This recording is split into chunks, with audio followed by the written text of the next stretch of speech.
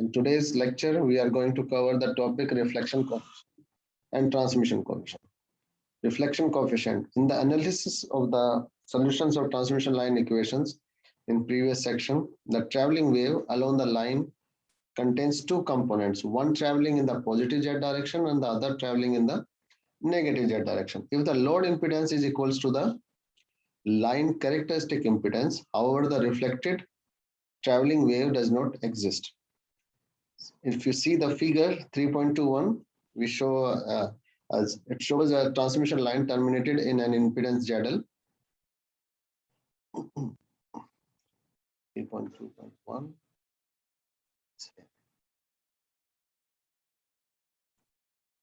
So it's terminated in the impedance ZL. It is usually more convenient to start solving the transmission line problem from the receiving rather than the sending end, since the voltage to current relationship at the load point is fixed by the load impedance. You can say that the presence of load impedance basically fixes what's the relation between or the ratio between voltage and current. The incident voltage and current waves traveling along the transmission lines are V is equals to V plus e raised to the power minus gamma z plus V minus e raised to the power plus gamma z, where your I is equals to I plus e raised to the power minus gamma z plus I minus e raised to the power plus gamma z, in which the current wave can be expressed in terms of the voltage by I is equals to V plus divided by Z naught, characteristic impedance, e raised to the power minus gamma z minus V minus Z naught, V minus divided by Z naught, e raised to the power gamma z. If the line has a length L, the voltage and current at the receiving end becomes, here Z denotes the length of the line. So we'll put Z equals to L.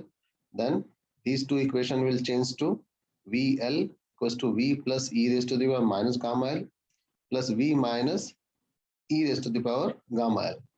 In a way, we can say IL will be equals to V plus e raised to the power minus gamma L minus V minus e raised to the power gamma L divided by Z naught. The ratio of the voltage to the current at the receiving end is load impedance. So you can say ZL is equals to VL divided by IL. So the voltage here is basically, you can say the impedance here will be ZL VL divided by IL, which is then ratio of these two. Now, what is reflection coefficient?